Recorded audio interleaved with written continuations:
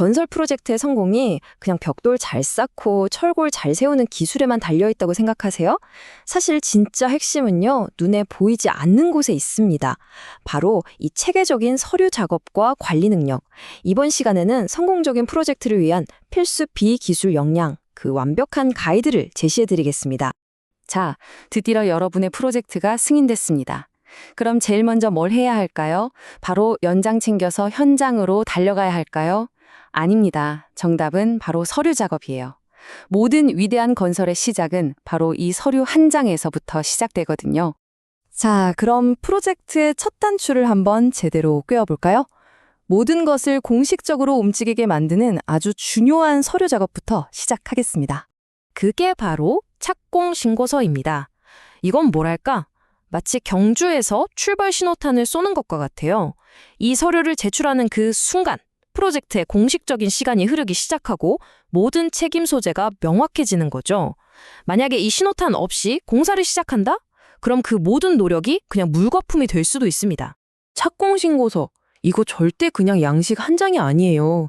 현장 기술자는 누군지, 공사는 어떻게 진행될 건지, 안전관리는 어떻게 할 건지, 심지어 착공 전 현장 사진이랑 청렴하게 일하겠다는 각서까지. 프로젝트 전체의 청사진을 담은 일종의 종합 선물 세트 같은 거죠.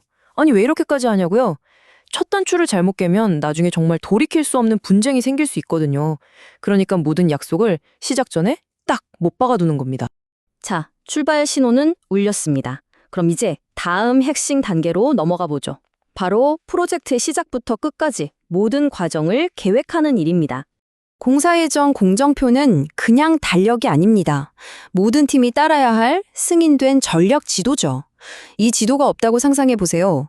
팀들은 서로 다른 방향으로 노를 젓게 될 거고 결국 프로젝트라는 배는 산으로 가겠죠. 제때 완공은커녕 예산만 줄줄 새는 겁니다. 이 공정표 그냥 대충 그리는 게 아니에요. 주요 공정은 막대도표로 딱 보여주고 CPM 같은 전문 기법으로 프로젝트 전체 기간에 영향을 주는 가장 중요한 작업 경로, 그러니까 주 공정을 찾아내야 합니다. 물론 이 모든 과정은 공공기관 기준을 만족하는 전문 소프트웨어로 만들어야 하고요. 그런데 만약 프로젝트가 계획보다 늦어지면 어떻게 할까요? 그냥 패닉에 빠져서 야근만 늘린다? 절대 아니죠. 바로 이 체계적인 절차가 있습니다. 늦어진 부분을 어떻게 따라잡을지 만회 대책을 세우고 이걸 다시 승인받은 다음에 모든 관련자에게 공유하는 거예요. 즉, 문제가 생겨도 우왕좌왕하는 게 아니라 통제된 과정 속에서 해결책을 찾는 거죠. 자, 이제 시공 계획서를 만나볼 시간입니다.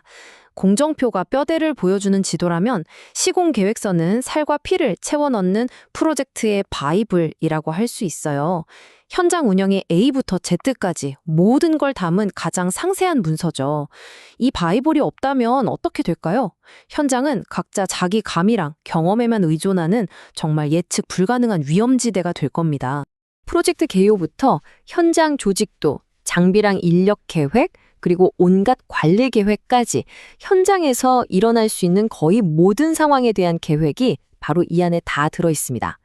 이 문서 하나만 보면 프로젝트가 어떻게 돌아가는지 한눈에 파악할 수 있는 거죠. 지금까지 서류 작업을 쭉 살펴봤으니까 이제 프로젝트의 물리적인 구성 요소, 즉 자재와 품질을 어떻게 보증하는지 알아볼게요. 이것도 결국 문서로 시작됩니다. 여기서 핵심은 바로 자재 공급원 승인 요청서입니다. 건설 현장에 들어오는 모든 자재의 품질을 관리하는 문지기 역할을 하는 거예요. 이 문지기 절차를 건너뛰면 어떻게 될까요?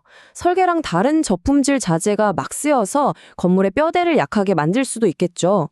그래서 어떤 자재든 쓰기 최소 15일 전에는 반드시 승인을 받아야 합니다. 자재 관리의 첫 번째 철칙, 아주 간단합니다. 바로 신제품을 쓴다는 것. 중고자재는 눈에 안 보이는 결함이 있을 수 있어서 건물의 수명이랑 안전에 정말 치명적일 수 있거든요. 예외는 없습니다. 두 번째 철칙, 바로 KS 인증 제품을 최우선으로 쓰는 겁니다. 국가가 보증하는 품질이니까요. 이게 바로 프로젝트 신뢰도의 기본이죠. 만약 KS 제품이 없다? 당연히 그에 준하는 공인된 고품질 자재를 찾아야 합니다. 그리고 마지막 세 번째 철칙, 승인받지 않은 자재는 현장에 발도 붙이면 안 됩니다. 나중에 쓰겠지 이런 생각은 절대 금물이에요. 불량 자재 하나가 전체 구조를 무너뜨릴 수 있기 때문에 발견 즉시 현장 밖으로 퇴출해야 합니다. 자, 이제 건설 관리에서 시각적인 문서화가 왜 중요한지 한번 살펴보겠습니다. 때로는 글자보다 사진 한 장이 훨씬 더 강력한 증거가 될 수 있거든요. 시공 사진, 이거 그냥 현장 찍는 게 아니에요. 프로젝트의 시각적 일기장이자 법적 효력을 갖는 증거 자료입니다. 특히 땅속에 묻히거나 마감재로 덮여서 다시는 볼 수 없게 될 부분들 있잖아요. 나중에 문제가 생겼을 때 이 사진 한 장이 억울한 책임을 막아주는 든든한 방패가 될 수 있습니다. 다음은 시공 상세도, 흔히 샵 드로잉이라고 하죠. 설계도면이 무엇을 만들 건가를 보여준다면 시공 상세도는 그걸 정확히 어떻게 만들 건가를 보여주는 다리 역할을 해요. 설계도에는 없는 나사구멍 하나까지 그려내서 현장에서 이게 아닌데 하는 상황을 원천봉쇄하는 거죠. 시공 상세도가 왜 중요하냐? 그 이유는 명확합니다. 바로 시간과 돈을 아끼기 위해서예요. 미리 실수를 막고 배관이랑 전선이 서로 부딪히는 문제를 사전에 해결하고 반복 작업을 표준화해서 효율을 극대화하는 거죠. 설계도의 애매한 부분을 명확한 지시로 바꿔주는 겁니다. 자, 이제 좀 더 넓은 시야에서 볼게요.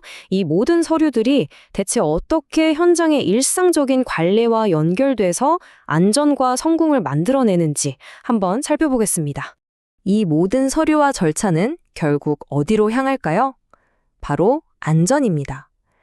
자재 내리는 곳에 펜스 치는 것, 인양 장비의 용량 지키는 것, 중장비 옆에 신호수 배치하는 것, 이게 다 계획서에 명시된 약속이에요. 특히 전기는 항상 살아있다고 가정하는 거, 이건 현장의 생명과 직결되는 가장 중요한 원칙 중 하나죠. 품질 관리 계획도 마찬가지입니다. 서류상의 약속이 현장의 행동으로 이어지는 거죠. 계획에 따라 정기적으로 검사하고 시험하는데 여기서 중요한 건 우리끼리 이 정도면 괜찮다가 아니라 객관적인 데이터를 확보해야 한다는 거예요. 그래서 현장에 시험실을 갖추거나 공인기관에 의뢰해서 누구도 이 일을 재개할 수 없는 품질을 증명하는 겁니다. 이 모든 복잡한 절차들이 그냥 귀찮은 서류 작업, 관료주의처럼 보일 수도 있어요. 하지만 본질은 이게 아닙니다. 비행기가 이륙하기 전에 조종사가 하나하나 짚어보는 비행 전 점검 목록과 똑같은 거예요. 단 하나의 항목이라도 건너뛰고는 절대 이륙할 수 없는 안전에 위한 최소한의 약속인 셈이죠. 계획은 미래를 내다보는 예지력과 같습니다. 그렇다면 말이죠. 이 모든 계획과 절차를 무시하고 그저 감과 속도에만 의존해서 지은 건물은 과연 뭘까요? 어쩌면 그건 건물이 아니라 언제 터질지 모르는 시한폭탄일지도 모릅니다. 여러분, 그런 곳에 여러분의 가족과 함께 들어갈 수 있으시겠어요?